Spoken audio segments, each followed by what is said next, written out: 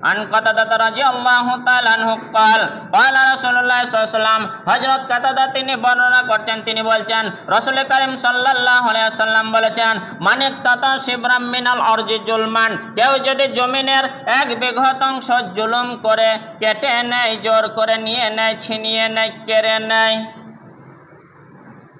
তাওয়াকাহুল্লাহু ইয়াউমাল কিয়ামাতি মিন সাবঈ আরজিনা, মুত্তাফাকুন আলাইহি। হাসরের মাঠে, বিচারের মাঠে, বিচার হওয়ার আগে তার গলাতে জড়িয়ে দেওয়া হবে, লটকে দেওয়া হবে, ঝুলিয়ে দেওয়া হবে। যে পরিমাণ 1 বিঘত জায়গা নিলে 7 তপক জমিনকে সেই পরিমাণ ঝুলিয়ে দেওয়া হবে। 1 ফুট নিলে সেই পরিমাণ 7 তপক জমিনকে দিয়ে দেওয়া হবে। 1 হাত নিলে সেই পরিমাণ 7 তপক জমিনকে তার গলায় ঝুলিয়ে দেওয়া হবে। একটু ভাবুন তো, 5 বস্তা সিমেন্ট যদি দড়ি বেঁধে আপনার গলায় লটকে দেওয়া হয়, আপনি থাকতে পারবেন না। 2.5 কুইন্টাল মাল নিয়ে আপনি বসে পড়বেন হাঁটু গেড়ে। আপনাকে যদি খুঁটিতে বেঁধে রেখে গলায় ঝুলিয়ে 2.5 কুইন্টাল মালটা দেওয়া হয়, কতই কষ্ট লাগবে একটু ভাবুন। 2.5 কুইন্টাল সেই জমিনের ওজন নয়, আপনি দাড়ি পাল্লাই ওজন করে সেই জমির ওজনটা আনতে পারবেন না।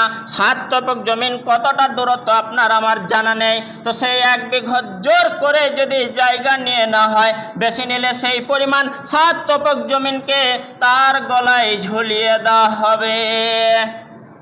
হিসাব পরে হবে, থাকো আগে কষ্ট ভোগ করো, তারপরে হয় নেকি দিয়ে দিতে হবে, না হয় গুনাহ নিতে হবে, তারপরে হয়তো না জানি তাকে জাহান্নামেও যেতে হতে পারে। তাই বলি সাবধান। ইচ্ছাকৃতভাবে, অনিচ্ছাকৃত চলে এসছে 2-1 গুন্ডা জায়গা, সেটা আলাদা কথা, চেয়ে নিলে দিয়ে দেবো, জানতে পারলে ফিরিয়ে দেব।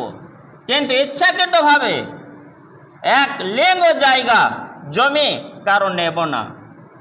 অনেক মানুষ নিজে করবে না, কিন্তু হয়তো গাড়ির ড্রাইভারকে একটু ইশারা দিয়ে দেয়, আলটো ঘাসটা একটু চেপে নেবে, তো দরকার হলে পেশারদের নিয়ে নিও, কিন্তু না, ড্রাইভারদের আমি বলবো অনুরোধ, তার হুকুম শুনে, হ্যাঁ যতটা আমি যে গাড়ি চালাইছি আমি জানতে পারছি যে যতটা জমির আল বোঝা যাচ্ছে আমি ততটা, ঘাস আছে একটু ঘাস নিয়ে নেব, মানে তার যেন বেশি আলটা নষ্ট না হয়ে যায়, এটাও আমাকে খেয়াল রাখতে হবে। ঘুরতে ঘুরতে চলে গেলে সেটা আলাদা কথা, আল্লাহ আমার গুনাহ দেবে না, অনিচ্ছাকৃত হয়ে গেলে। কিন্তু ইচ্ছাকৃত তার জমির মাপটা বাড়াবো করে এরকম নিলে অসুবিধা আছে।